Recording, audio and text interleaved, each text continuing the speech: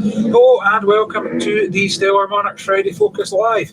Myself, Graham Munsey and Dave Harley taking a look back at a pretty chastening night for the Monarchs, Dave. Final score 41 to the Stellar Monarchs, 49 to the FTS Bandits, an 8-point away victory. Dave, and a night that the Bandits just dealt better with the conditions. Yeah, I mean, it's a big shock for me, but as you say, the Bandits really did turn up. Rory Slide looked fantastic early on and finished in style. Connor Coles, was that the same Connor Coles was seen before? Absolutely fantastic from the young lad, and they were able to back up, scoring all the way through, apart from obviously Nathan, who, even he got a point in Heat 2 before he came off, and we send our best wishes to Nathan. Hope he's okay after his spill in Heat 4. Yep, we'll hear from Berwick number 1, Thomas Jorgensen. Didn't quite manage to get a Monarch after that one. If they'd made the starts quite as quick from the gate as they did out the pits after the meeting, then it might have been a different story on the night. But we'll also have a race of the night. Heat 8 and a good win for Lassie Fredrickson, one of the few bright spots on the night for the Monarchs. But Dave, I was going to say, send us your comments, but although we're going after the watershed, remember this will be out there tomorrow, so keep it clean. Yeah, and Dave, it was one coming in, there was confidence in the camp. I spoke to Kai for the programme, and he was confident in the result. Same with Kyle Bickley when we had Kyle on the previous show during the week, but Berwick showed that they're no mugs. It was a heavy defeat last week to Glasgow, but they bounced back to a man. It was a 6-man effort, and with our best Nathan, as we said, but all 6 of the remaining riders paid for at least one win, if not 2. And, it was slick out there. The passing was at a premium, but time and again, it was Berwick coming out of that second bend in front, riding clever, riding smart, and taking the points. Yeah, and no mistakes either.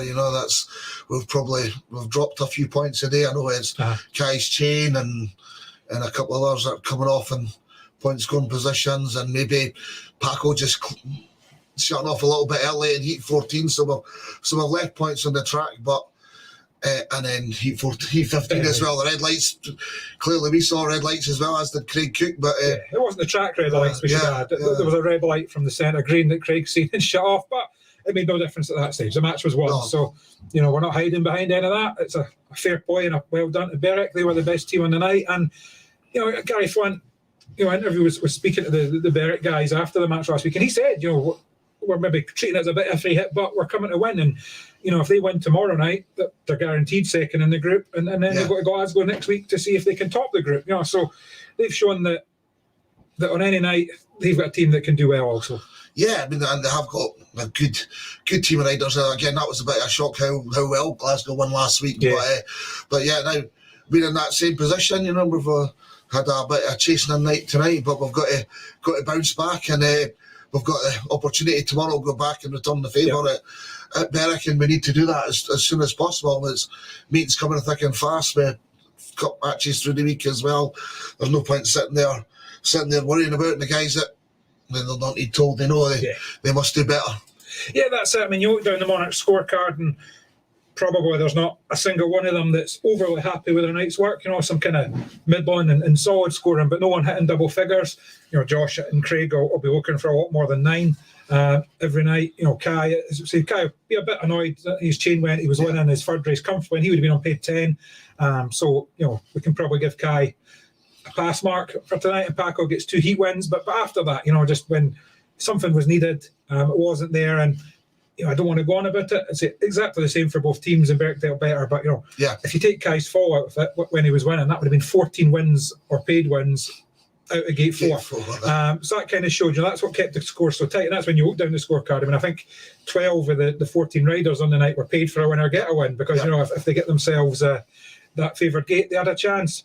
But no crying over spilt milk. Nothing to be done. Just got to dust ourselves down. Big match back at Shieldfield tomorrow, trying to gain some pride, and also we look ahead maybe to next week, and it's Oxford, and you need to dust yourself down. That's the BSN Shield gone. If you don't pick yourself up and get beat over the 2 legs by Oxford, that's 2 cup competitions gone, and we're at the end of April. So a big.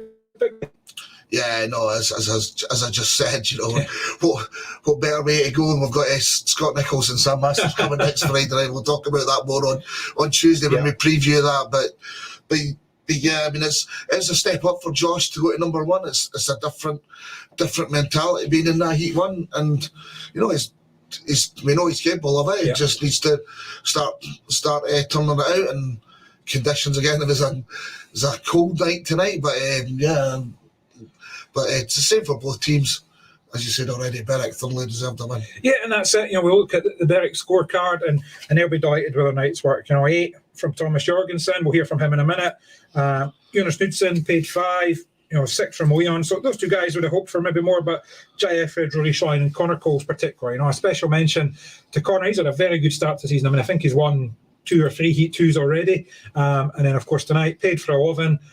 Picking up the slack when Nathan Stoneman crashed out, and we hope Nathan's back quick. I think we'll hear from Thomas, but Thomas was saying he was complaining of a shoulder injury. It looked like that, like he kind of straightened up and came over the high side, and that's an easy way to do a shoulder or a collarbone, so we hope that's not the case.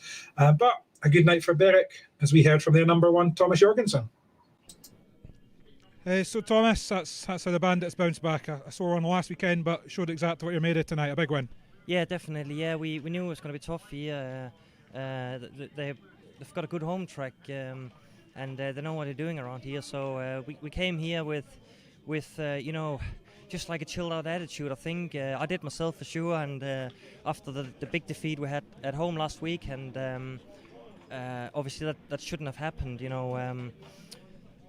We luckily we had, well, not lucky, we all rode really well, and personally myself, I'm progressing now after a really tough start to the season with like too many issues, unnecessary ones with my clutch, and we tried something else today and it worked. So I might not have scored like as number 1 the points I should have done, but it's progress, and that's what I'm looking for. So I'm looking for the positive ones now. So at least I made probably 3-4 stars tonight, whereas as before I didn't make any. So it's progress. Yep, and obviously you mentioned it was a full team effort, but special mention has to go to Connor. He has to step in when Nathan crashes out, and then I think he finished on paid 11. So you get that kind of points at the bottom, it sets you on your way. Oh, definitely, yeah. I mean that's a massive help and a weight lifted off the shoulders of us on further up in the team, and he's done an amazing job. He came off himself early on and wiped the dust off himself and got back on the bike. So that's credit to him, and obviously.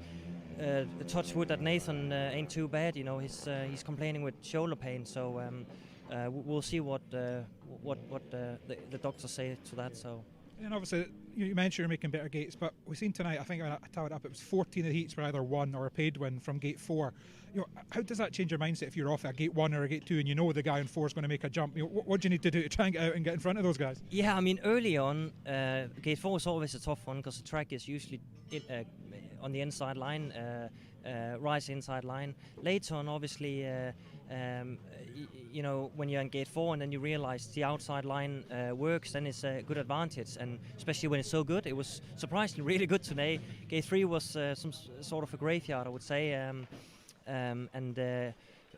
gate 1 is, because it's such a tight corner going into the first corner from the inside gates, gate 1 and 2, you're quite vulnerable, and you have to really make a blinder from the start to either run it up or park it and come to the curb. But and then the guy on gate 4, if he also makes a good start and just let it run in the dirt, you kind of in no man's land. And so it is a difficult one, and I knew that in heat 15 I was gate 2 and I actually made quite a good start, and I sort of tried to climb Cookie, and he made a good start too, and then I ended up, as I said earlier, in no man's land, and I just looked over, and Josh Pickering and Schlein came around, and we haven't seen much passing tonight, so it was just gate and first corners really. So but it was good, really good win. So we're happy with that. Even we won it before hit 15. That's something special. So we need to carry on from here.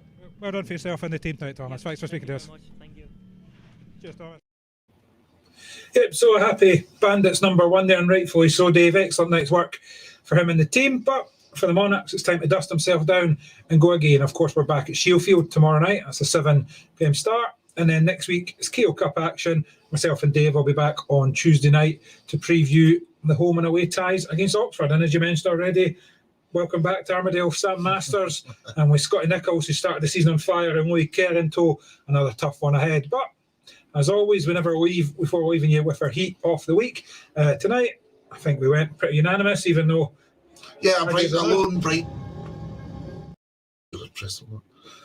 A lone bright spot, you were saying. A lone bright spot for the Monarchs. All four back and satisfactory start and a warning to the boy in the blue hoodie. Finger moving too fast, as you say. If the Monarchs were that fast off the gate, we'd be doing better. But here we go. Here's 8-8.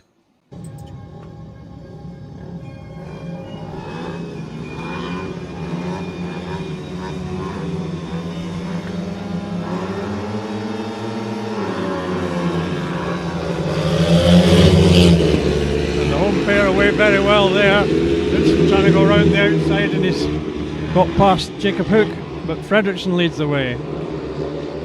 Left a big gap there, and Knudsen's come roaring through it. Will Fredrickson come back on the outside line? He has. Terrific effort by Fredrickson there. We're getting some action at last.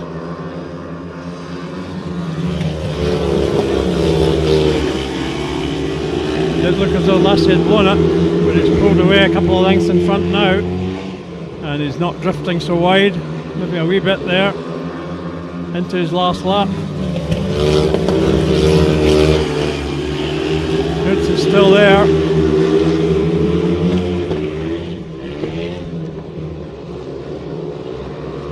Fredrickson takes a very good victory. What's happening in third? Jacob Hook just gets there ahead of Connor Coles. So, in an eventful race at last, Yep, so an excellent Heat 8 win there, nice tenacious win for Lassie Fredrickson, and as you say, probably the best of for being perfectly honest, not a great night of racing, but a great night if you're a Bandits fan. Bandits, they'll be ecstatic. Yeah, great night for Berwick, and that will just about do us. Obviously, as we said already, we'll be back on Tuesday to preview next week's Big KO Cup second leg against Oxford, and if you've enjoyed what you've seen, please do like and subscribe or across social media. So YouTube, you can follow the Monarchs on there and click that little bell to get notifications when we go live. And if you're not on the Monarchs Facebook page, you'll find the same on there. But that'll just about do it for us. As we say, final score, Stellar Monarchs 41, FTS Bandits 49. Thanks very much for watching us, and good night. Good night.